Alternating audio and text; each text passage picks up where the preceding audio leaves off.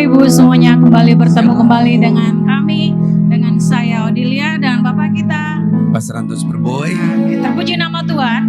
Kembali kami bersama dengan Bapak Ibu dalam program Mujizat Zaman Now dari Mount Hermon Church. Kembali hari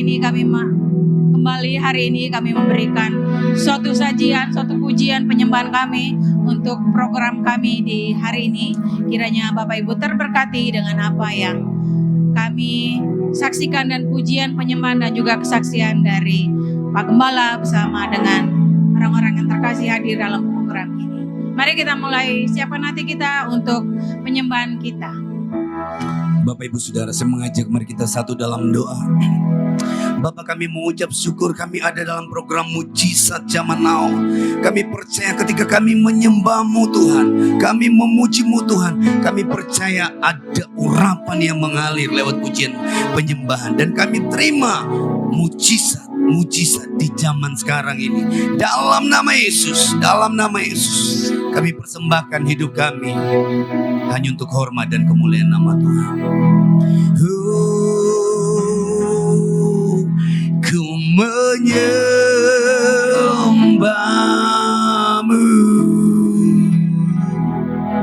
ku memuji-Mu,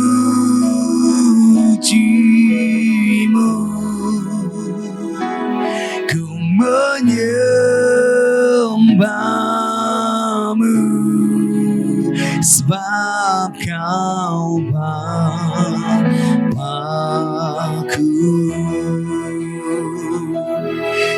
Menyembah-Mu,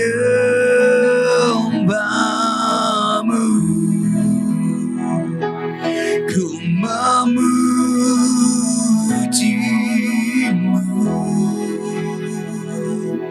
ku menyembah-Mu, sebab Kau Bapa-Ku.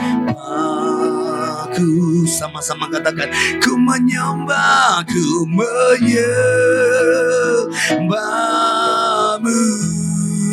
amin. Ku memuji-Mu,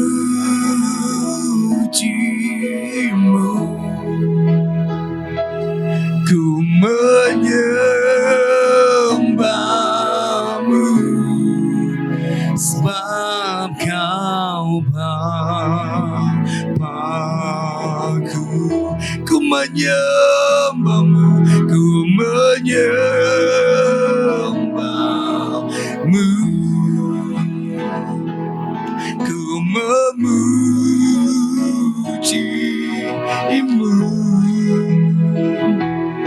ku menyembah-Mu, sebab Kau Bapa-Ku. Ku menyembah-Mu, ku menyembah-Mu, ku memuji-Mu,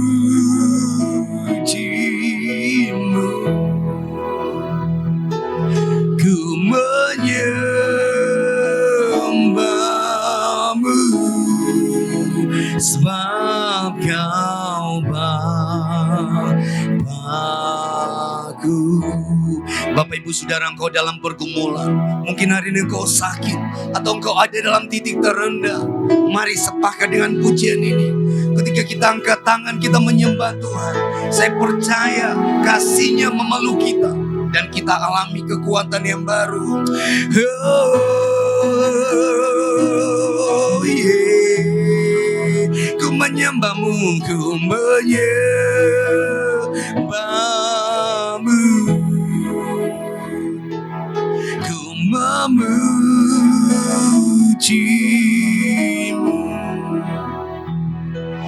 ku menyembah-Mu, sebab Kau Bapa-Ku.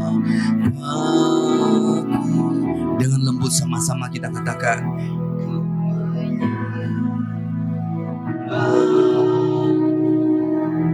amin. Ku memuji-Mu,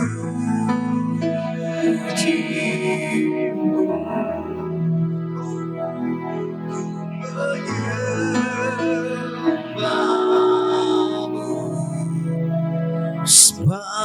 Kau Bapa-Ku,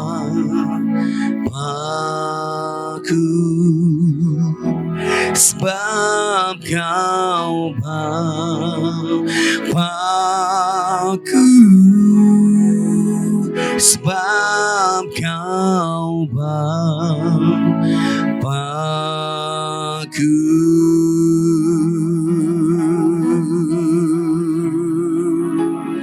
Haleluya. Kami menyembah Engkau Bapa yang hebat. Engkau mengasihi setiap kami. Kau mengasihi kami. Kami nikmati anugerah-Mu. Terima kasih Bapa. Haleluya. Ya Allah, ya Allah, haleluya. Kasih-Mu menyertai kami. Anugerah-Mu tercurah bagi kami. Saya mengajak sama-sama kita angkat kedua tangan. Kita katakan anugerah-Mu Tuhan. Anugerah Tuhan yang berlimpah-limpah. Anugerah-Mu melimpah bagiku, selalu baru di setiap waktuku. Kebenaran-Mu dan perkenan-Mu mengikutiku. Oh, anugerah-Mu melimpah bagiku, selalu baru di setiap waktuku. Kebenaran-Mu dan perkenan-Mu mengikutiku sepanjang hidupku. Katakan kebenaran-Mu, kebenaran-Mu dan perkenan-Mu, kebenaran-Mu, kebenaran-Mu dan perkenan-Mu, kebenaran-Mu, kebenaran-Mu dan perkenan-Mu mengikutiku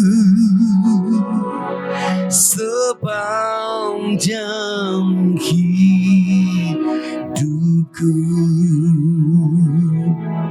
Kami bersyukur kebenaran-Mu dan perkenanan-Mu mengikuti kami sepanjang hidup kami. Oleh sebab itu kami bersyukur kami menerima mujizat di zaman now. Kesembuhan, kelepasan, kemenangan, terobosan terjadi atas setiap kami. Terima kasih Bapa. Kami mengucap syukur dalam nama Yesus, dalam nama Yesus. Haleluya. Amin. Mari kita buka Alkitab kita di dalam kitab Mazmur pasal 121 ayat 1 dan ayat yang kedua. Mazmur pasal 121 ayat 1 dan ayat yang kedua. Judul perikop firman Tuhan ini, Tuhan penjaga Israel. Ayat yang pertama, nyanyian syiar. Aku melayangkan mataku ke gunung-gunung. Dari manakah akan datang pertolonganku? Ayat yang kedua, pertolonganku ialah dari Tuhan yang menjadikan langit dan bumi. Bapak Ibu Saudara, bagian firman Tuhan ini kalau kita perhatikan dimulai dengan ungkapan nyanyian syiarah. Ada kata nyanyian syiarah di situ. Atau kalau dalam bahasa Inggris itu disebut nyanyian kenaikan. Nah, kenapa disebut nyanyian syiarah? Kenapa disebut nyanyian kenaikan? Ya. Disebut nyanyian syiarah Bapak Ibu, ini menyatakan bahwa bagian firman Tuhan ini merupakan sebuah pujian, sebuah nyanyian yang dinyanyikan oleh orang-orang Israel ketika mereka sedang ada dalam perjalanan ziarah mereka. Dan dalam konteks ini, orang Israel sedang ingin berziarah ke Gunung Sion, di mana disitulah ada bait Allah. Kalau kita biasanya ziarah ke mana, Bapak Ibu? Kalau orang Indonesia ke kuburan ya. Apalagi mau Natal dia pergi kuburan ya. Bakar lilin, lalu pergi berdoa ya.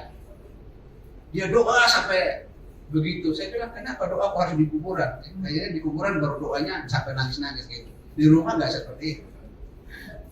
Dan doanya lagi doa untuk orang yang sudah mati gitu. Orang hidup dan orang mati kan kalau kita bilang apa? Tidak ada lagi hubungannya. Dalam iman Kristen mau sebaik apapun doa kita tidak akan bisa memindahkan orang yang sudah mati. Kalau dia sudah di neraka ya udah. Dia di neraka untuk selama-lamanya. Nah, orang Israel ketika mereka melakukan perjalanan ziarah, ada hal yang menarik dari ayat ini Bapak Ibu.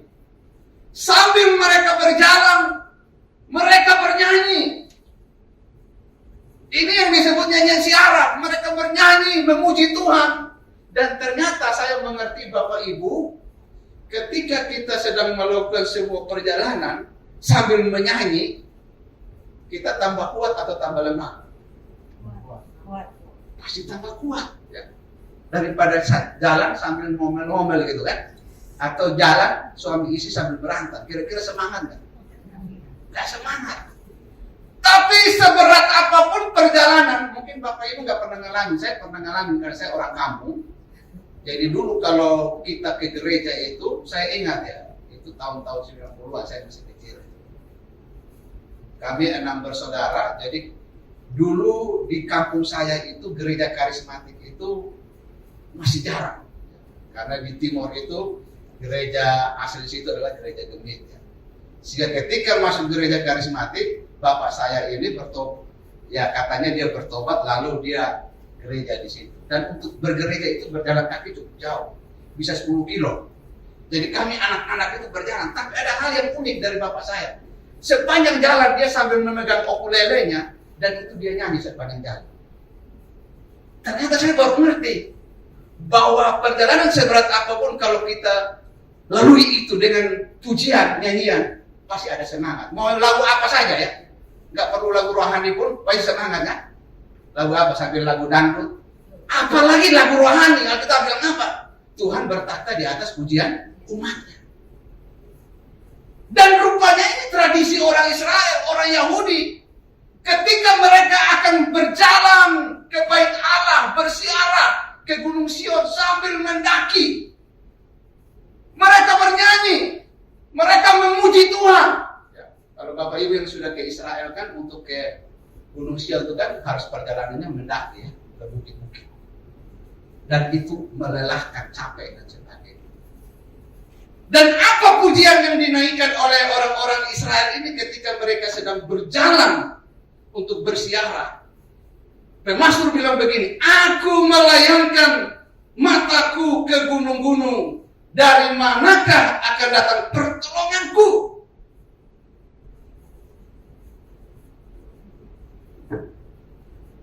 Pemasmur mencari pertolongan.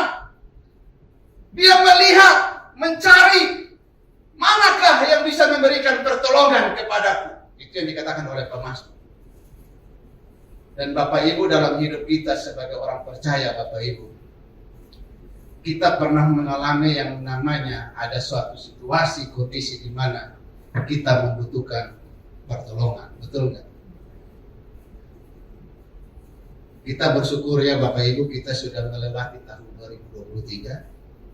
Sekalipun perjalanannya berat, tapi hari ini kita sudah ada di 2024. Dan kita percaya pertolongan Tuhan juga akan menyertai kita di tahun 2024. Amin Bapak Ibu. Seberat apapun. Ya, tadi saya ngobrol dengan Pak Gembala, wah saya luar biasa diberkati oleh kesaksian. Bagaimana perjalanan panggilan Tuhan dalam hidupnya. Dan justru disitulah Tuhan meneguhkan panggilan itu dengan pertolongan-pertolongan Tuhan yang dahsyat dan ajaib. Dan itu bisa dialami oleh semua anak Tuhan ketika kita terus menjadikan Tuhan sebagai penolong kita yang dapat diandalkan. Nah Bapak Ibu, ada saatnya kita mencari pertolongan, tetapi Alkitab mengatakan bahwa pertolongan yang ada di dalam dunia ini sifatnya sementara, bahkan terbatas. Di sini Pemasmur berkata, aku melayangkan mataku ke gunung-gunung. Ya, apa itu gunung Bapak Ibu? Gunung itu saya lihat artinya di Kamus Besar Bahasa Indonesia, gunung adalah bukit yang sangat besar dan tinggi. Dan ada beberapa makna yang bisa saya temukan di sini. Yang pertama, gunung itu bisa bicara tentang problem atau persoalan. Orang kalau mau mendaki gunung itu kan itu suatu pergumulan yang besar ya. Biasanya orang kalau mau berjalan dia selalu mencari tempat yang datar. Tetapi ketika kita berjalan mendaki itu butuh tenaga, butuh kekuatan yang ekstra. Dan ini saya melihat bahwa ini sebuah problem bagi Pemasmur. Ya. Dia melakukan perjalanan ziarah, harus mendaki, menjalani sebuah perjalanan yang sulit dan berat, harus melewati tempat yang tinggi dan terjal untuk mencapai Yerusalem. Dan Bapak Ibu, dalam perjalanan iman kita di dalam Tuhan pun, perjalanan ziarah kita di muka bumi ini. Sampai nanti pada akhirnya, seringkali kita harus melewati ada begitu banyak gunung-gunung persoalan dan penderitaan dalam hidup kita. Amin Bapak Ibu. Ada yang tidak pernah punya masalah? Saya melayani banyak jemaat ya, banyak orang-orang. Saya lihat dari luar, saya pikir ini orang enak banget ya, istrinya cantik, suaminya ganteng, duitnya banyak, rumahnya gedongan ya katanya. Tapi ketika dia bilang, Pak Yohen, punya waktu nggak, saya pengen ngobrol. Saya tanya, ngobrolnya yang sukacita atau yang waduh saya punya beban. Saya kaget. Karena saya lihat dari luar, orang ini nggak ada masalah harusnya.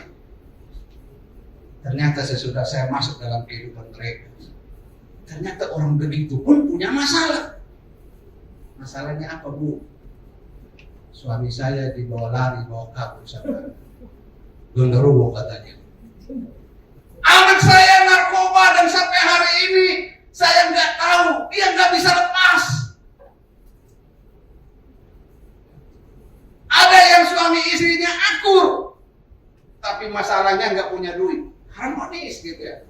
Tapi duitnya nggak ada terus gitu. Ada yang keluarga yang duitnya nggak pernah habis, tapi suaminya selingkuh, istrinya selingkuh, anaknya bermasalah. Ini menunjukkan bahwa di dalam perjalanan kita sebagai orang percaya di muka bumi ini, kita seringkali harus menghadapi ada begitu banyak gunung-gunung persoalan pergumulan dalam hidup kita. Tapi kita jangan takut karena kita punya Tuhan yang besar. Amin.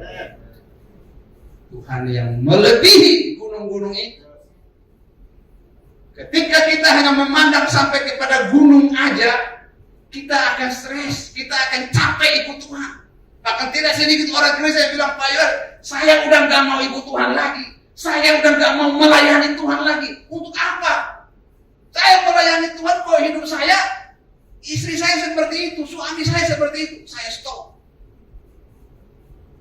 Karena dia hanya melihat sebatas gunung.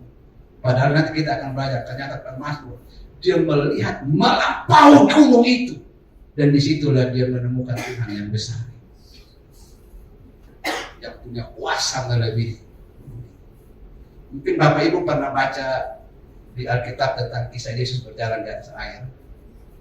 Saya baca ada satu tafsirannya, Matthew Henry, dia bilang begini, kenapa Yesus harus berjumpa dengan murid-murid yang sedang kapalnya kan diombak-ambing kan? Yesus kan lagi doa di bukit, lalu dia bilang, udah kalian jalan duluan ya, menyeberang ke seberang ya. Lalu murid-murid pergi, tapi Yesus lagi berdoa di bukit.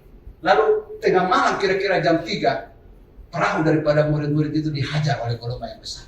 Mereka takut, panik.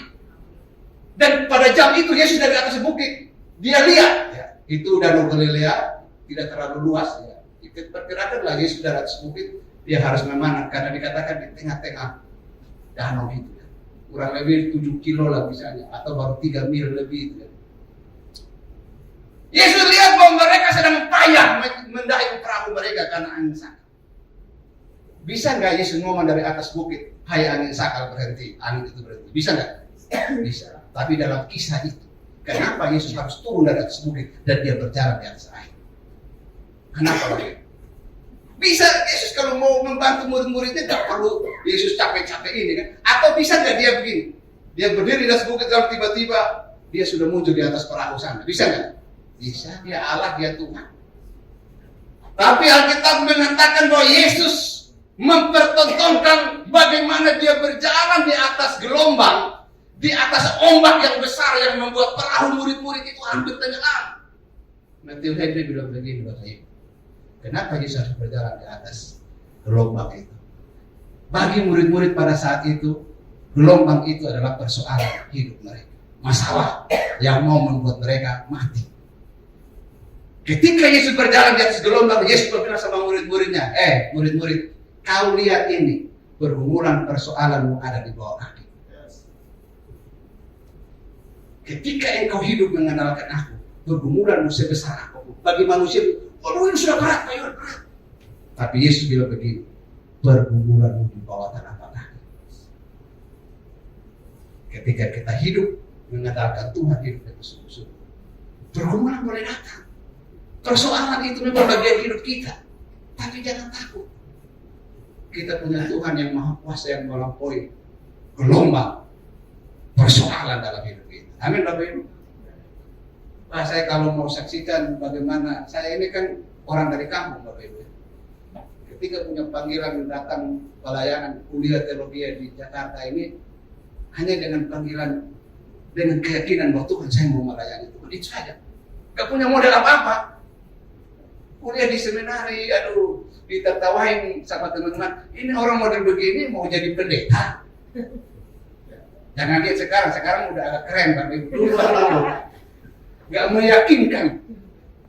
Dulu waktu datang pertama dari kampung itu, orang-orang daerah saya itu kan ngomongnya terbolak-balik bahasa Indonesia. Agak-agak mungkin tahu ya. Itu bahasa Indonesia-nya gak ada yang bagus. Sudah makan, dibilang makan sudah. Balik-balik gitu. Jadi waktu ngomong sama orang Jakarta, gak ada satupun yang ngerti.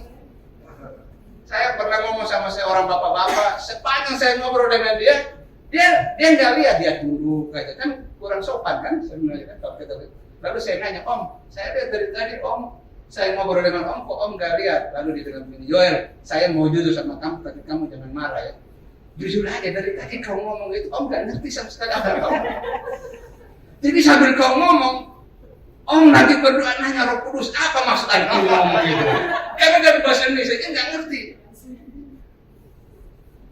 Tapi saya melihat bahwa kalau kita hidup, yang penting Bapak Ibu kita hidup sungguh-sungguh mengandalkan Allah. Itu yang kita bilang apa? Diberkatilah orang yang menaruh harapnya kepada Tuhan. Pergumulan boleh datang, masalah boleh datang, tapi itu membuat kita terus hidup semakin yakin bahwa Allah yang kita sembah itu melebihi. Maka Yesus bilang, pergumulanmu itu ada di bawah telapak. Artinya Pak Yesus anggap remeh dengan masalah. Bagi kita itu besar. Nah, jadi gunung juga bisa bicara tentang pergumulan, tetapi gunung juga di sini bisa bicara soal apa? Bicara soal apa yang kita andalkan dan kita jadikan sebagai kekuatan hidup kita. Kalau zaman dulu Bapak Ibu, gunung itu dijadikan sebagai tempat orang-orang ketika perang, mereka bersembunyi. Karena apa? Gunung itu lambang kekuatan, keamanan, ketenangan. Nah Bapak Ibu, dalam hidup kita adakah hal-hal yang seringkali membuat kita, oh gua nyaman, gua nggak bakal susah, punya investasi 7 turunan, ya kan? Gua punya segala-galanya, kerjanya bagus, posisinya bagus, perusahaannya bagus. Ada orang yang seperti itu. Saya punya relasi yang bagus, punya semuanya, itu nggak salah Bapak Ibu. Tapi Alkitab bilang jangan kita menjadikan apapun yang ada di dunia ini sebagai tempat yang membuat kita nyaman dan kita tidak lagi mengandalkan Tuhan dalam hidup ini. Tuhan mau hanya satu-satunya. Makanya di sini Pemasmur bilang apa Bapak Ibu? Ketika dia bilang, dari manakah aku melayangkan mataku ke gunung-gunung? Dari manakah datangnya pertolonganku? Pemasmur langsung menjawabnya secara terang benderang. Dia bilang apa? Pertolonganku ialah datang dari Tuhan yang menjadikan langit dan bumi. Keren. Pemasmur mengatakan pertolonganku dari Tuhan. Tapi Tuhan yang mana? Karena di dunia ini ada banyak Tuhan. Bisa saja Bapak Ibu, sekarang itu yang disebut penyembahan berhala itu bukan hanya kita datang ke gunung-gunung ya, kita menyembah, bukan. Bisa ada saudara, bos kita, teman kita, kita jadikan dia sebagai Tuhan. Artinya apa? Gua pasti bisa hidup kok, ada bos gua.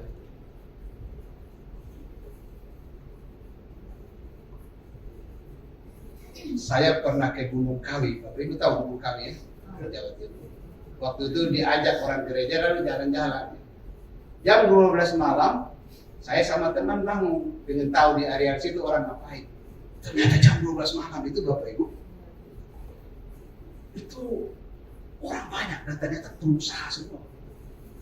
Yang mobilnya itu kebanyakan mobil L dan B, berarti orang-orang pengusaha dari Surabaya dan Jakarta. Lalu saya kaget lagi, ada banyak orang yang duduk di bawah sebuah pohon. Lalu saya nanya, apa nama pohon itu? Namanya pohon Dewan Daru. Dan menurut kisahnya, itu sudah ribuan tahun, tapi tingginya nggak lebih dari 2 meter. Lalu orang-orang pada duduk di bawah itu, dan apa yang mereka nantikan? Katanya mereka menantikan kalau ada daun atau dahannya yang rantingnya yang jatuh, lalu mereka ambil, bawa pulang ke rumah, maka mereka akan kaya. Lalu saya berpikir, kenapa tidak dipetik saja? Kan enggak. Nah, itu tumbuhnya bisa berjam-jam Bapak Ibu. Sudah berjam-jam saling rebutan. Mungkin 1 jam baru jatuh 1 daun, itu pun kalau jatuh ya. Sedangkan setiap hari ada orang yang nungguin di situ. Jadi bisa berminggu-minggu baru kita dapat nungguin. Saya berpikir, kenapa? Kok enggak langsung dipetik aja? Cuma sudah dibikin syarat, ya itu memang sengaja lah mereka kan. Kalau dipetik kan habis cepat kan. Itulah cara katanya setan buat orang yang waras jadi gak waras gitu kan. Katanya kalau ngambil lalu ini. Dan menurut kesaksian mereka berhasil. Nah itu Tuhan yang ada di dunia ini.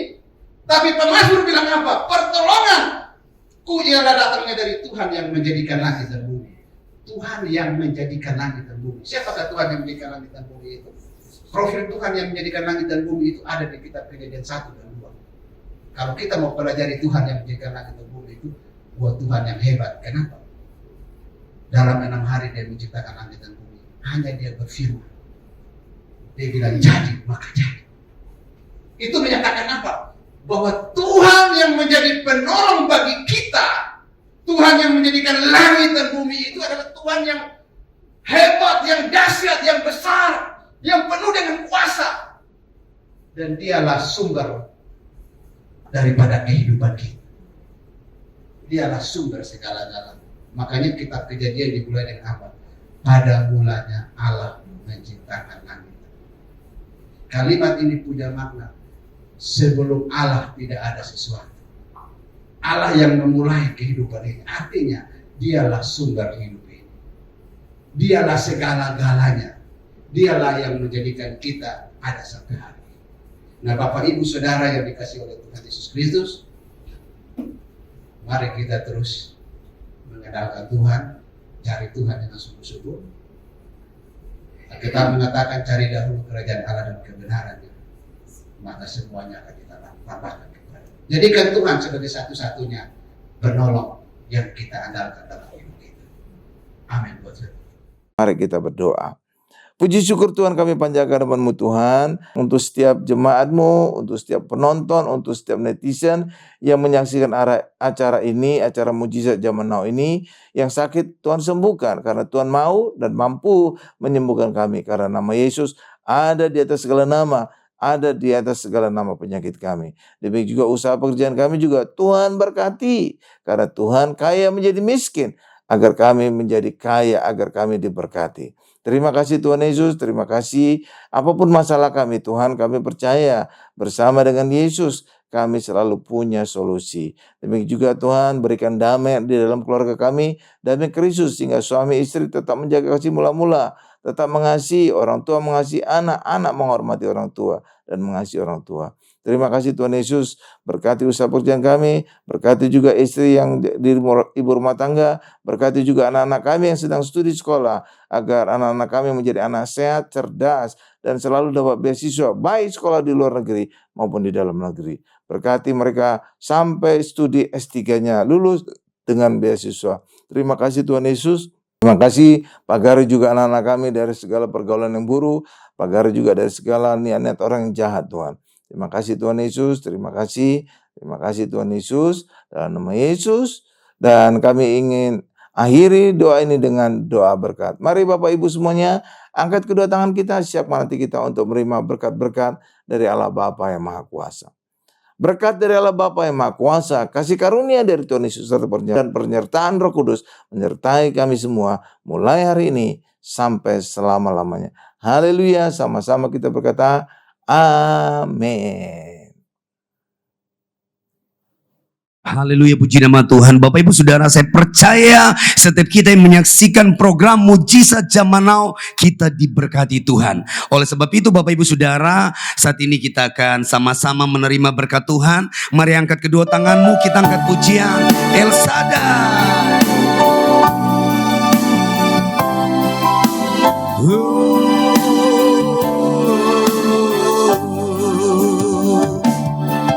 El Shaddai, El Shaddai, Allah Maha Kuasa. Dia besar, Dia besar, El Shaddai mulia, El Shaddai, El Shaddai, El Shaddai, Allah Maha Kuasa. Berkat-Nya melimpah, El Shaddai, berkat-Nya melimpah, El Shaddai.